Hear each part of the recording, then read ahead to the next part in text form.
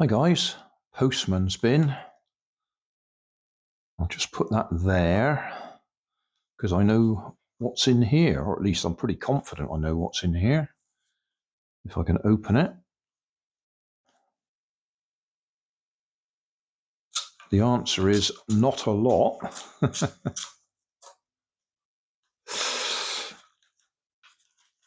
They put a receipt on there.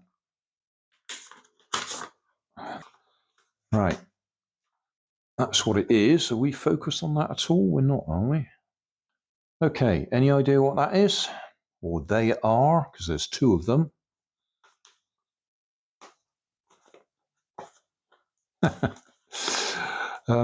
bought these from a UK seller, so they were something like 5 times the price that they would have been if I'd have bought them from a Chinese seller. I've ordered a pack of 10, I think, from China for about the same price as I've paid for these two, but I wanted two, or at least I wanted one, quickly so I could get on with the project, and I thought I'd buy some more anyway, so I'd got some in stock. Yes, anyway, it is a protection module. Charge protection and discharge protection for a LiPo battery. This is a LiPo battery out of a vape, still got the sensor on it. So we will stick that on there, more or less.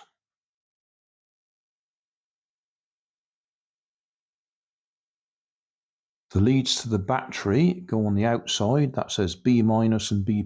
Oh, let's go in close. There we are, yeah. So B-, B+, gone out of focus. Come on. There we are, we can see now. B- on the left, B+ on the right, so they go directly to the battery. Then in the middle, P- and P+ go to the power in, which in my case will be the solar panel. So hopefully, solar panel in there, charge the battery. And at the same time, coming out through the circuit in there, light up the light. If you haven't seen the previous videos, on the back of here is an LED array that came out of a solar flower pot, which sits out in the garden and during the day charges up, and at night, if we had enough sunlight, they would actually shine, but we've had no sunlight. I will go and pop that under a halogen bulb for a while just to put some power in it so you can actually see that it does light up. Yeah, we haven't had enough sunlight today. Back in a minute or two. I've popped that under the halogen light to charge up the nickel metal hydride batteries so we can actually see it lighting up the array. But while we're waiting, we'll just have a look at this LiPo battery, see if it's actually got power in it. So this is out of a vape.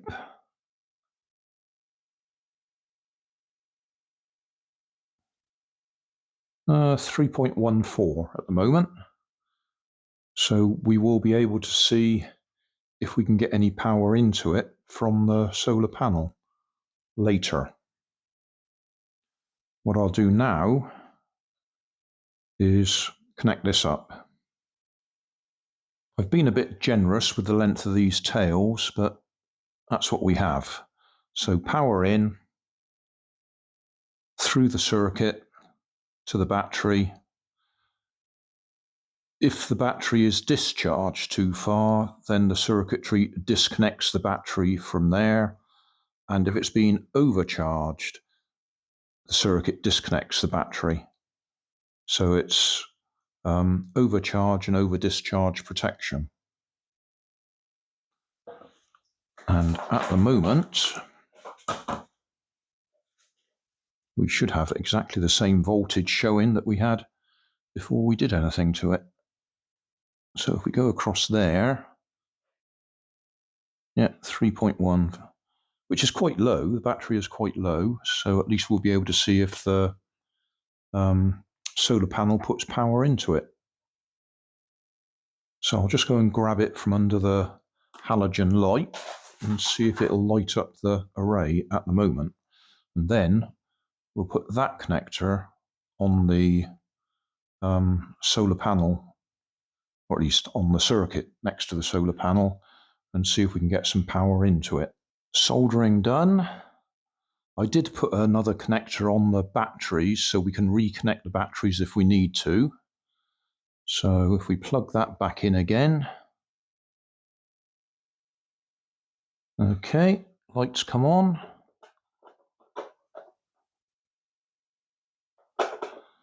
And if we turn it up, lights go out because there's light hitting the solar panel. So that's working. So if we now disconnect that and connect up our LiPo battery, suitably cased in Kaptan tape, so it's insulated and all the wires are held in place. So if we plug that one in there, we actually know it'll work anyway because we've done that before. What we don't know is whether the solar panel will actually charge that up. Just turn it over, make sure it goes out. Yep. So that part of it's working. Turn that light off anyway. That's interesting. There's a bit of a flicker on the camera. I can't see that flicker unless I look through the camera. So that little chip there must be doing some sort of pulse width modulation or something. I don't know. To make them light up slowly rather than just switching them straight on, so it's got a smooth transition. Anyway, what we will have to do is leave that to switch itself off, run itself down and switch itself off, and then put it in the sunlight and see if it will power itself up again, charge itself up again. We're in November the 9th now. We haven't had any sunlight, direct sunlight for, well, this month. So about 10 days now we haven't had direct sunlight. It's been cloudy every day. So I think all I can do is let it run down and then pop it under the halogen light and see if that will charge it back up again. I probably won't show it in this video. I'll do a follow-up video or something. But I've got a camera monitoring it. We'll see how long it takes to switch itself off, well, for the battery to run down. And then we'll see if we can charge it back up again.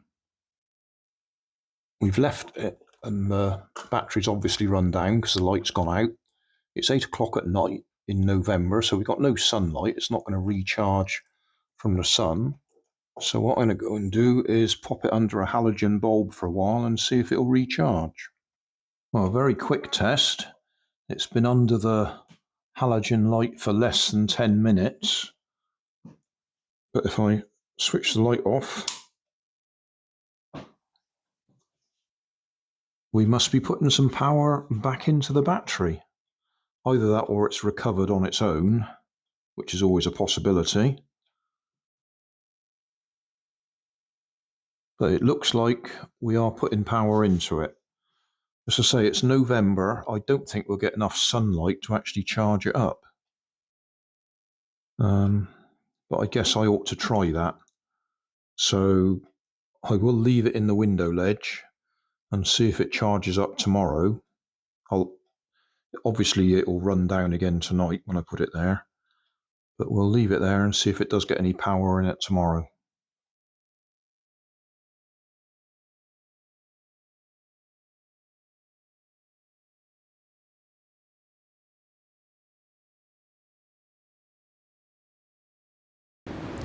So thanks for watching.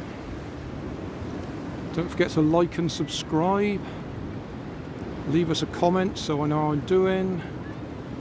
and somewhere up here there'll be some links to related playlists. Thanks again.